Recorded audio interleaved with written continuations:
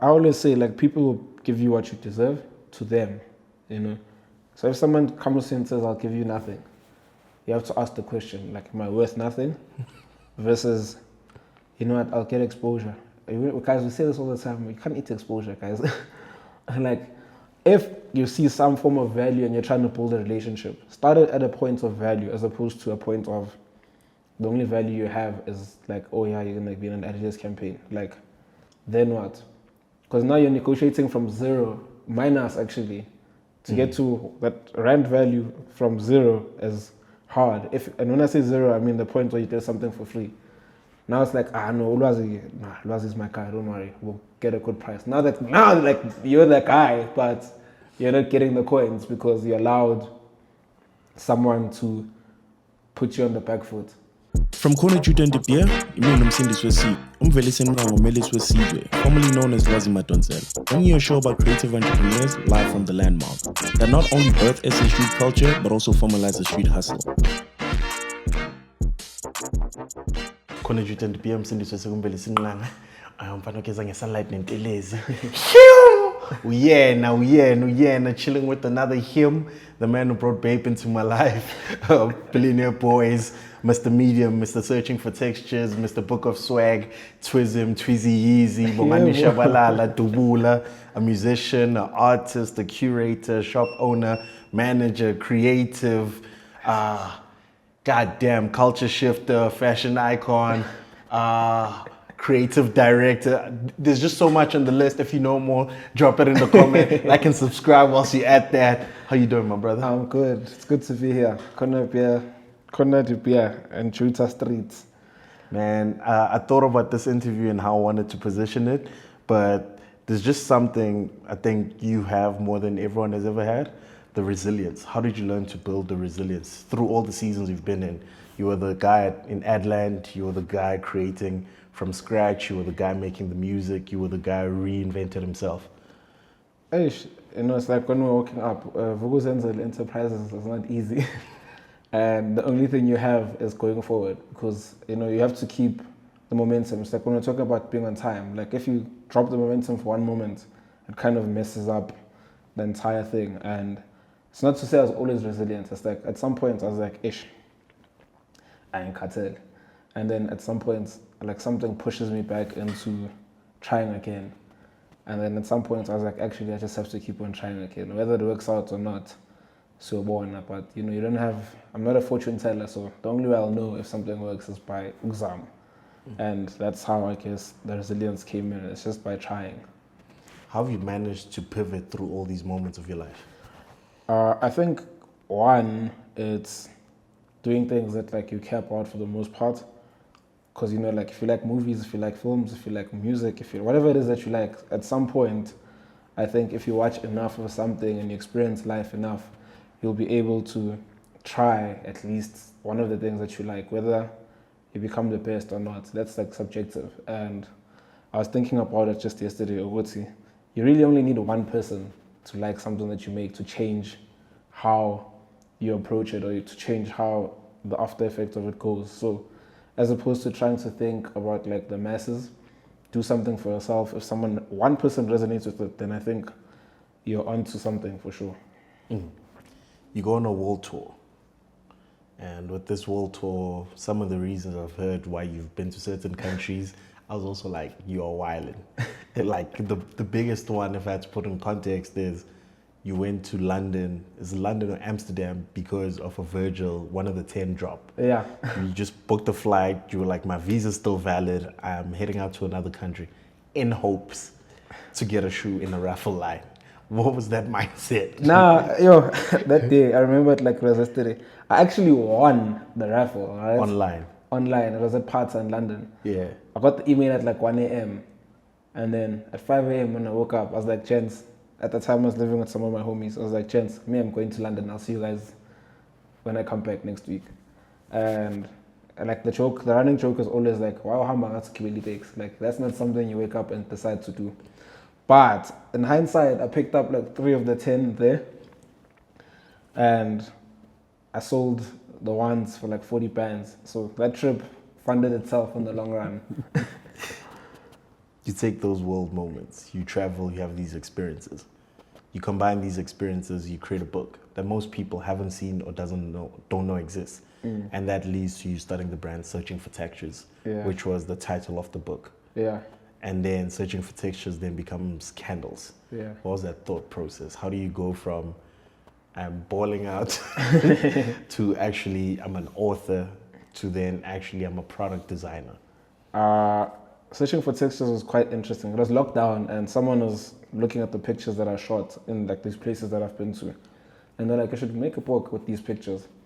And I was like, I'm not really like a photographer, so a photo book wouldn't necessarily make sense. It needs to kind of make sense for anything to exist has to make sense for me, rather. And I sat with the thoughts, and then like I grouped everything, like the pictures with every place where they belong. And when I'm going through these pictures, I remember the stories. I'm like, yo, dog, hey, that was crazy, that was crazy, that was crazy. And I started just writing down what happened or what I experienced in those moments. And like the first chapter came about, which was I think New York.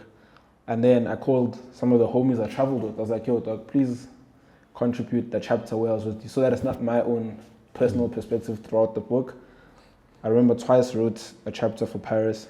Shout out Mutombo. Yeah, Mutombo is back. Mutombo wrote the chapter for Paris, which was like so fucking amazing because twice is like a wordsmith. And he told that story like so beautiful from both of our perspectives. And then the other ones just came along. And then when the words were done, I was like, hey, let me actually add like a few more layers. And I was making music when I was going to these places. So I grouped the music with every place I went to. And then I was like, hey, what was I eating when I was there? Let me make some recipes. And then recipes came for each place. And then the last one I just sent, I was like, how do these places smell? Paris smells like pee though, like it's crazy. It's not a clean place. Yellow diamonds. But it's a yellow diamond city. It is. It smells like pee-pee. But like we're at the Louvre and then like there's a small garden at the Louvre with like a coffee shop and we're sitting there and I was like, yo, I remember that moment when I was sitting there and all these florals were hitting my nose and I was like, maybe that's the angle to kind of present this thing. And then I went onto YouTube to go learn how to make candles and then learn how to make mix fragrances. And that's how like the thing happened. And then pivoting to the candles was because people like I gave away these candles and then people wanted to buy them. And I was like, you know what? Call me Miley. Let's figure this thing out and package it. And it took like 3 years to package this thing properly, which is insane. Like it's not like the thing is not an overnight like idea to package this thing. It took 3 years to get it to where it is, just like the packaging, the logos, everything. And the mistake I made was doing everything myself. And the moment I learned to let go of some things, that's when everything came together. Like the brand, the CI was done by Anan Kos and 5 p.m. from Cape Town. And as soon as, I think we only had one session and then like the first revert, they hit it. I was like, guys, we're done here, we don't need to do anything, send me the open files. And shout out to Daniel from Tak Goose, he kind of created that link up. But then that happened and then I started stocking at Tak Goose. And then we did a collab, did some merch. And from there, I kind of started continuing the momentum of what that thing was. Let's go back.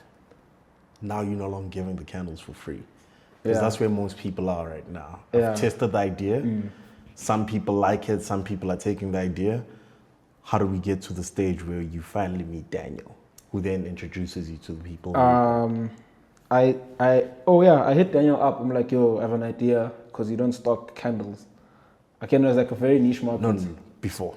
Yeah. You have to run it back to when you were running around to Randburg. Oh no, shit.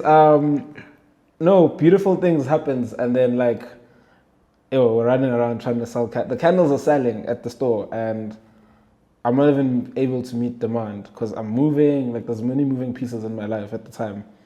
And then it stops and then like I take a break. During this break, I'm developing still, I'm trying new things, I'm trying packaging, I'm trying thingies.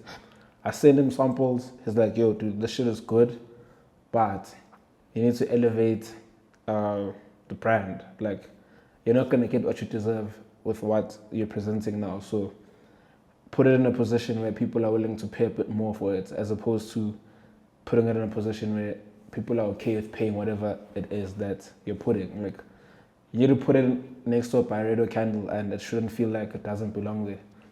And that's when like this exercise started. But that was like end of 2022, 2021, somewhere there, yeah. That's when I meet Daniel.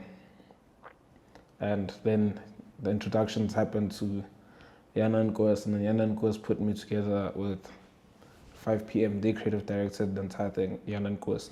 You have these beautiful candles, they're selling out, you got a distributor.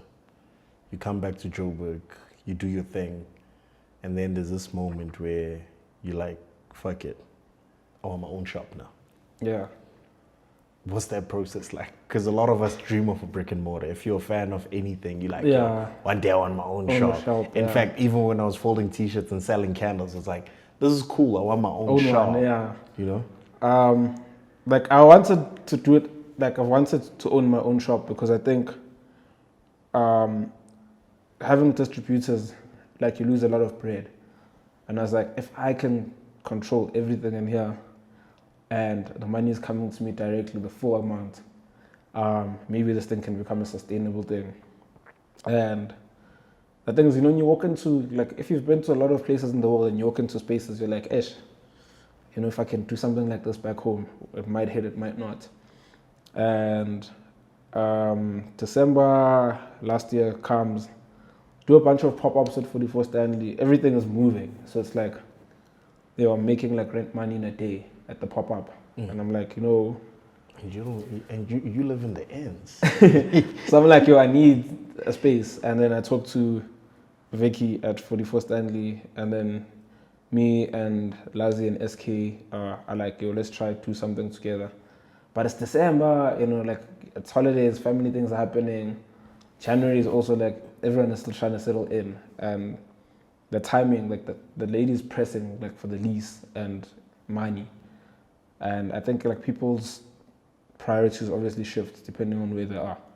And so the homies couldn't do it, but I was like, you know what, I'm gonna take the risk, and at least, you know, like the homies did give me stock to stock in the store. So it wasn't like the dream was dead. It was just like the angle shifted and the majority of the responsibility became mine. And that then it starts, and then Masanabo comes to the store. This is obviously in context to the, like being serious and committing. And he's like, you're doing this thing for real now. You're committing to a lease. That means, you know, no, you're serious about this shit. Yeah. And like, I think 2 weeks after, I was like, no, I'm gonna take time to open. But Lazi's like, dog, you can't have an empty shop, nigga.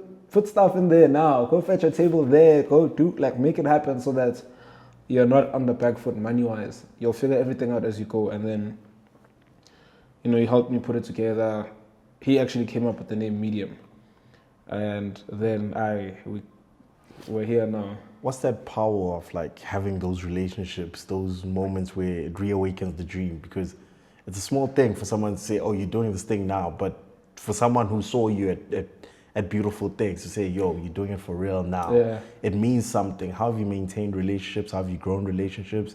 How have you fixed relationships? Because I think the longer I'm in the creative space, well, in life in general, it's the more I realize it's about the people you know, and that's how fast or how slow you go. Yeah.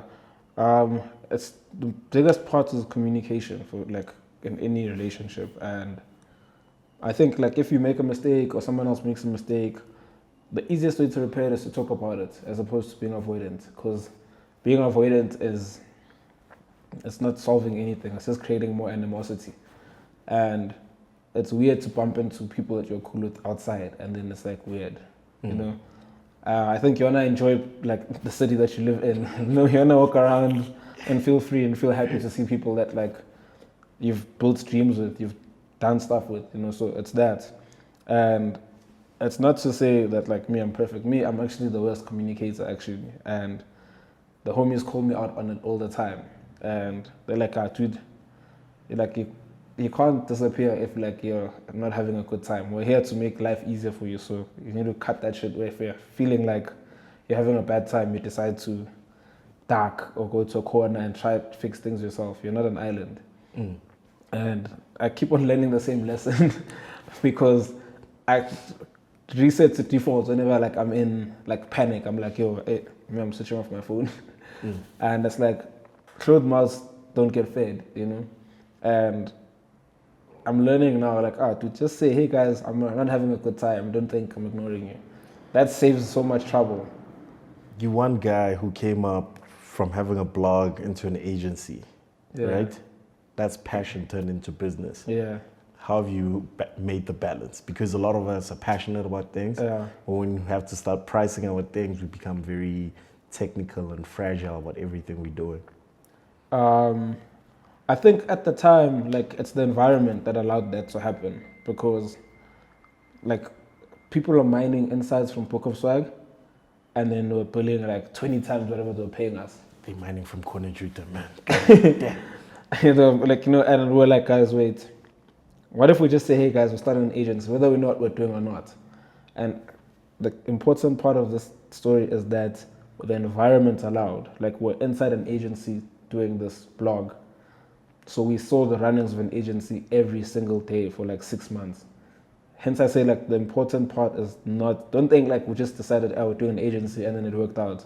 The environment allowed, there were mentors involved, there were skills transferred that were involved. Like, people were like, dude, you're a graphic designer. In advertising, you're going to become an art director. This is what an art director does. This is how you do this thing. This is how you mine an insight. This is how you come to an idea. This is how you come to a finished thing. And like, we were in there for a year before we like saw any real action. And fortunately, like, the blog was making a lot of money from like brands. And at the time, Web Prudential was still a thing, and we're charging like $1,000 a post. Something like that. Because like we're doing numbers. We're doing 300,000 a month views. So like, it was making financial sense for people to partner with us. We became a partner for the Luris, and then ironically, when we're an agency, we're a media partner, and we're like finalists that are so like hilarious. It's like, it's as if you're moonlighting, because now you're like, hey guys, welcome to the Luris, and then at night you're like, yo, let's go sit, we might win something. So it's more like an exercise of like environment and taking in the knowledge that other people have, and not thinking like you know because you're there. You're giving talks now, you sharing your knowledge. What would you say is one thing that you shared that kick-started the thing? Because a lot of us, well, with me, Mankuluma, that's when I remember that, actually, you know, when you're advising someone and then you're like, no, actually I'm advising myself. Yes. You're just becoming the reflection, right? Yeah. It's always that for me. It's like, now more than ever, it's like whenever I'm in doubt of myself and like I'm sharing something, someone asks a question, it kind of triggers the solution to the thing I'm doubting. It's like, if you listen to yourself long enough, you'll probably find the answer. But obviously, like, when you're under pressure, you can't really make sound decisions, and because it's human nature, you start to shut off. And if you take a walk, sometimes it's as simple as taking a walk and getting out of like that closed, confined space where you're like, you're like, oh damn, maybe let me try it this way as opposed to trying it the way that you're doing it. And again, it's like hitting walls is the solution, because you're like, I don't want to hit the wall again, so maybe let me jump this time as opposed to trying to go through. And that's the thing that kind of helps. It's more reflection when you talk to someone versus like you find yourself saying, take your own advice, you know. But when you're alone, you're like, my advice is not doing it. What would you say to the people following passion and letting go of the money? Like, I just want to be part of this campaign, dog. Even if they don't pay me, I just want to be here. I just want to be, you know? Because I remember even when Xavier and them were doing the Addy stuff, I started seeing people do like the spoof version, but use the same content creator hashtags. Like, they'll see me even if I have to do it for free. Yeah. I always say, like, people will give you what you deserve to them, you know? So if someone comes to you and says, I'll give you nothing, you have to ask the question, like, am I worth nothing? Versus, you know what, I'll get exposure. Guys, we say this all the time, you can't eat exposure, guys. Like, if you see some form of value and you're trying to build a relationship, start it at a point of value as opposed to a point of the only value you have is like, oh yeah, you're gonna be in an Adidas campaign. Like, then what? Because now you're negotiating from zero, minus actually, to get to that rand value from zero is hard. And when I say zero, I mean the point where you did something for free. Now it's like, no, Ulwazi is my guy, don't worry, we'll get a good price. Now like you're the guy, but you're not getting the coins because you allowed someone to put you on the back foot. And I'd always say, like, the passion will get you to the money if you respect yourself and the money. You know? Because a lot of people think that the passion kusasa is gonna help them. And thinking about tomorrow is what makes you anxious, because you're here today. Think of your situation today and how you're gonna get out of that situation, as opposed to, like, you know what? Yo, kusasa, ish. Nah. If like if someone recognizes the passion, that means they're willing to pay for it. But if you put yourself in the position where they feel like you're not gonna, they feel like you don't deserve to get paid today, then that's gonna be the running narrative for a while. It's always gonna be, no, I'll get you on the next one. Like get me on this one, though. Give me 5,000 as opposed to 10,000. So that next time I'll tell you, like, remember I did it for 5K? Today the price has gone up. You saw the thing, it worked. As opposed to negotiating from minus. Have you learned to stand your ground? Because from back, you were charging extraordinary as a collective, but now you're coming in individually, and you still have to stand your ground, even with the business still forming itself. Dog, saying no is the biggest superpower that I realized I have. Because now I know my value, like in rands and in scale. So let me eat bread today so that I can eat steak tomorrow. Like, people respect a no more than a yes. Because think about it. If someone says to you, yo, I want to do this thing, and you're like, no, they're like, damn, yo, why? You're like, nah, it's not the one for me. Like, people respect you more, for saying no to things that they'd assume you'd say yes to. So the no, like, there's so much power in no. And there's so much equity you get from being the guy that says no to crumbs. And that's how I'll lose a few jobs because I'm saying no. But when that one job lands, it'll be worth 5 of the no's I said to. So there's power in the no. And like, don't be reckless, obviously. Like, I can say that because maybe I got a bit of money in the savings. So like, don't be reckless. I'm just saying there's a power in no, but also know when to say no. Again, like I said, from whatever position you're negotiating from, you know your truth. Like, the other guy doesn't know your truth. So take your chances, and then if you see it's a bit shaky, then start negotiating. What's okay, let's get out of the situation today so that tomorrow we can have firm feet to stand on. You're growing, you're learning, you're continuously building more relationships, building more equity in everything that you do. Do you ever feel like you've ever tapped out, like, your creativity? Because you've done music, you've done the shop, you've done the clothes, you've done the 3D renders, you've done the advertising, you've done the billboards. I saw this tweet. I don't remember who tweeted it. It was long ago, but I saved it. The guy said, you can't be a good basketball player that misses layups. I think it was here in Preston. Like, creativity is like a good basketball player. It's a muscle. If you can't shoot layups, if you're missing layups, that means you're not a good basketball player. Ideas, dog, are dime a dozen. Like, that's why sometimes you don't have to be too precious. Because if you're truly a creative, like, it's like breathing, this thing. It might not be the best idea, but the idea to say, like, you can't create without inspiration is dangerous. Because if you have to draw from something all the time to make something, and you can't draw from yourself, like, that's like something to think about on a more introspective level. It's just, if you're a defender, you must know how to slide tackle. Even on a bad day, even if you're losing 2-0, 3-0, 5-0, you're not gonna not mark anymore. You know? So that's how I feel about, like, making stuff. Like, I have even more dreams. It's just that I don't have the tools yet to make these things. But at every point where I had access to the tools, I will absolutely try to do this thing. You're doing this thing, but then there's seasons to this thing. We can have a drop this time, everyone is buying it. Yeah. And then for 2 weeks, the sales are not hitting our average because now we've been around as a shop for a while. How do you manage those seasons, those downs? Because now the downs are no longer, no, they're not taking this campaign right now. No, they're not taking this idea now. now you're putting product to market at a continuous basis? So I think with any business, you try hit the highest markup you can on product, so that whatever hits is still able to kind of create some form of safety. So it's like, for example, if like now I dropped these vases and I have like 2 left or something. So guys, don't say I didn't see you or whatever. This is Peli. And it's like cool. I know I'm gonna be able to pay rent and the guy that works at the store just from this drop. And then that allows me a breathing room. Even if like it's slow, it's room to think. Okay, and it's like, okay, sharp. And there's still things, like it's not like we'll go 3 weeks without selling, you know. We'll sell a candle, we'll sell a cap, we'll sell a tea. So it's such an exercise of patience more than anything. But I know patience costs money, but you have to lose a bit to gain in this thing. It's unfortunate.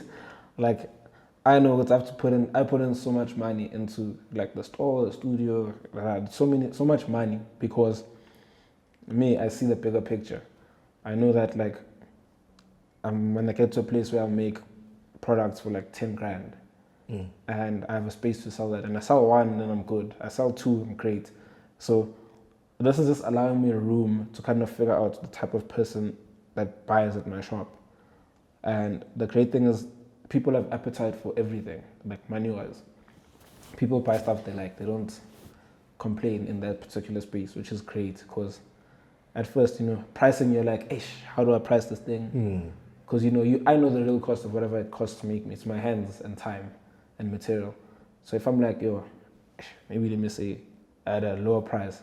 It's a guy fresh that came into the shop and he saw the vase first. And he's like, how much is this? And I was like, I'm thinking X amount. He's like, dude, are you mad? Why are you cheapening this thing? This thing looks good. Like, you're making things in the realm of like neighborhood. So, dude, price according to that. So don't price according to what it costs you to make. Price according to how the thing is. So that's it. Yeah, that's a crazy one.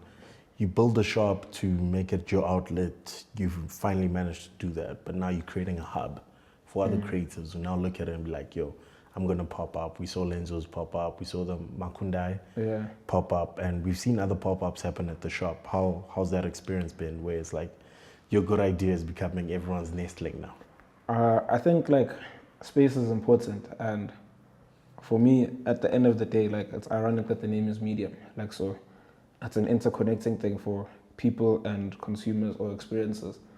And like more than anything, I'm honored for people to want to come to the space and do stuff.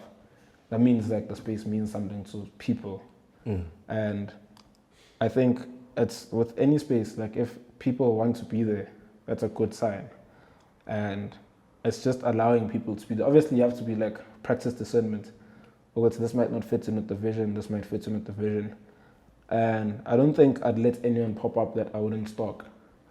So that is like another outlet to that. It's like, okay, when that pop-up happens, great weekend, great experience. People call me, oh, there's no Makunda in the store, da da da da. And now you see, it's a good way to see whether people have appetite for something or not, outside of like a curated experience. So that's how like the shop will grow, by allowing people to be in the shop. What's your word to the youth?